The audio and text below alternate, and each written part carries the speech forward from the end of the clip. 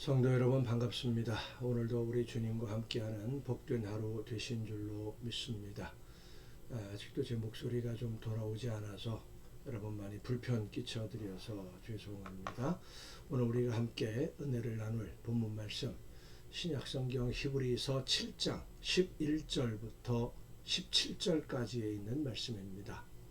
히브리서 7장 11절부터 17절까지 말씀 봉독합니다. 레위 계통의 제사 직분으로 말미암아 온전함을 얻을 수 있었으면 백성이 그 아래에서 율법을 받았으니 어찌하여 아론의 반차를 따르지 않고 멜기세덱의 반차를 따르는 다른 한 제사장을 세울 필요가 있느냐.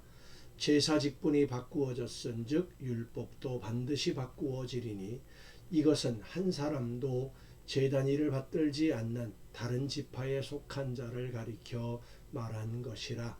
우리 주께서는 유다로부터 나신 것이 분명하도다. 이 지파에는 모세가 제사장들에 관하여 말한 것이 하나도 없고 멜기세덱과 같은 별다른 한 제사장이 일어난 것을 보니 더욱 분명하도다.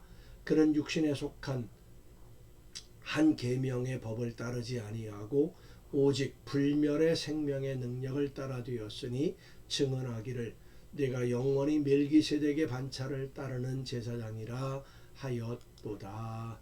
아멘.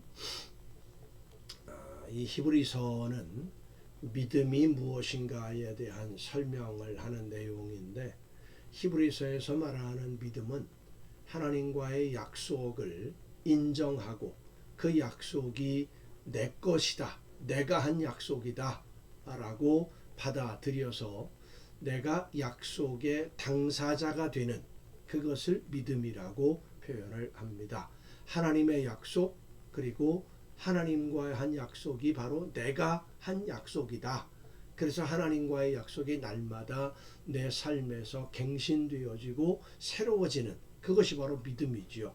그 약속을 따라 사는 것, 그게 바로 믿음입니다. 이 믿음의 문제를 설명하는 과정에서 하나님이 나를 의롭다고 인정해 주심을 믿고 하나님이 의롭게 해 주심을 믿음으로 받아들여서 그 믿음대로 하나님의 말씀을 따라 사는 것이 중요하다. 유대인이든 유대인이 아니든 믿음으로 사는 것이 중요하다라는 것을 설명하다가 이 의롭다고 인정을 받게 되는 과정에 대해서 설명을 하게 됩니다. 히브리서 내용들이 그렇게 전개가 되는 거예요. 하나님이 약속을 하셨는데 그럼 어떻게 우리가 하나님 앞에 의롭다고 인정을 받느냐.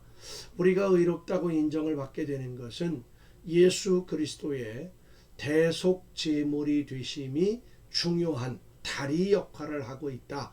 그러니까 예수님이 대속의 제물이 되셔서 우리가 하나님 앞에 의롭다고 인정을 받는 것이다. 그것을 믿는 거다. 이런 말씀이 되는 거죠.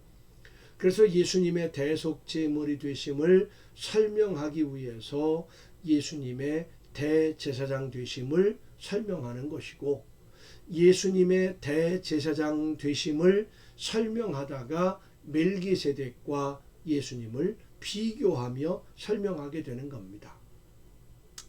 여기서 우리가 한 가지 알고 지나가야 할 내용 중에 제사장이라는 직분이 과연 어떤 의미를 가지고 있느냐 하는 문제입니다.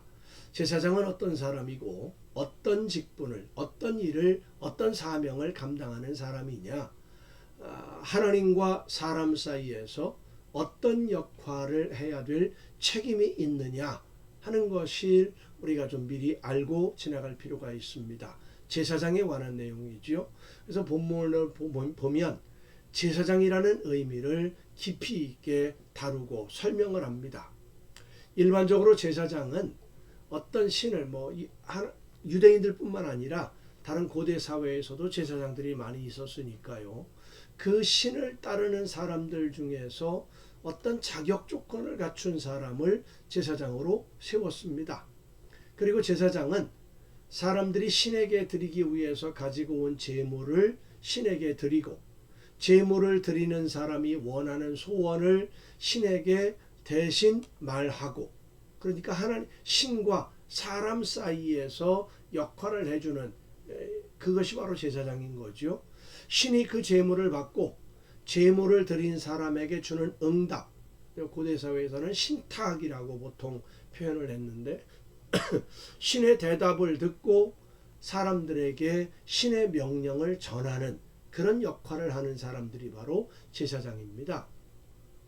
그래서 고대 사회에서 제사장은 신의 대리인입니다.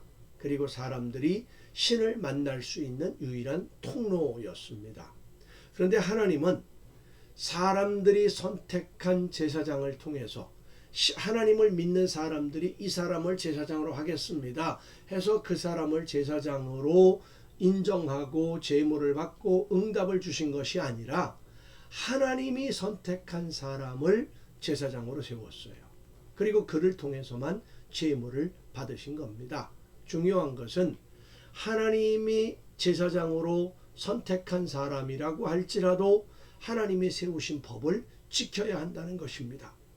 레위기서를 보면 아론이 초대 제사장으로 세움을 받을 때 그 두 아들 나답과 아비후, 큰아들과 둘째 아들이죠, 함께 제사장으로 부름을 받습니다.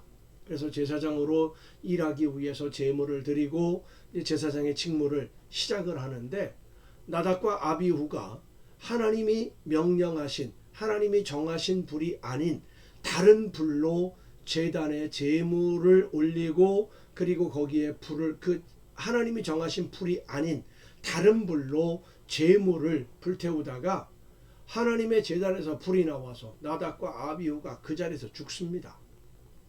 제사장이라고 해서 예외가 인정되지 않는다는 겁니다. 자, 그렇게 따지고 보면 하나님의 제사장들은 자신들의 목숨을 걸고 하나님 앞에 서야만 했습니다.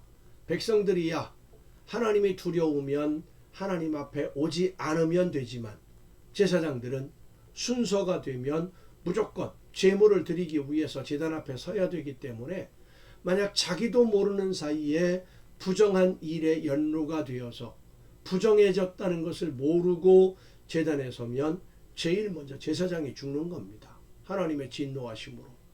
그래서 제사장은 하나님의 제단에 설 때 항상 죽음을 각오하고 서요. 그러면 하나님이 왜 제사장을 세우느냐? 제사장을 통해 제물을 받고 죄를 용서하고 백성들에게 복을 주시기 위해서입니다. 제사장은 하나님께 죄를 용서해 달라고 간구하는 제물을 드려서 백성들의 죄를 용서받아야 하고, 죄 용서함을 받은 백성들이 하나님이 주시는 복을 받을 수 있도록 축복하는 하나님의 대리인, 그게 바로 제사장으로 하나님이 세웠던 겁니다.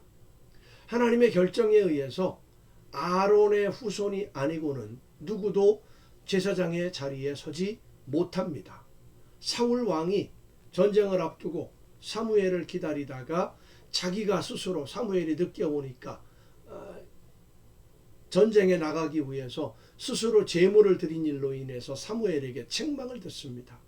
우시야 왕이 성전에서 왕이라고 하는 권력을 앞세워서 제사장만이 할 수 있는 분향을 하다가 문둥병에 걸려 평생을 지내게 된 것은 하나님이 인정하고 하나님이 받아주지 않으시면 누구도 제사장의 자리에 설 수 없다라는 것을 말씀해 주는 겁니다.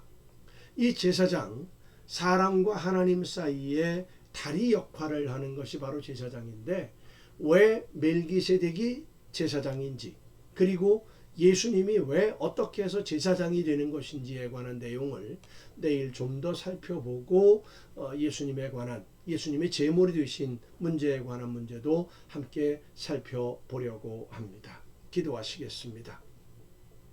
은혜와 사랑으로 오늘도 저희들을 인도하시는 아버지 하나님, 하나님의 말씀 앞에 바로 서서 하나님이 들려주시는 말씀을 듣고 그 말씀을 따라 믿음으로 순종함으로써 하나님이 원하시는 아름다운 열매가 되고 하나님이 기뻐하시는 일들을 이루어내는 우리 모두가 되게 하여 주시옵소서. 이 모든 말씀을 예수님의 이름으로 기도하옵나이다. 아멘. 여러분 오늘도 수고 많으셨습니다. 내일 또 정한 이 시간에 이 가정 예배를 통해서 여러분 모두 함께 다 같이 만날 수 있기를 바랍니다. 내일 뵙겠습니다.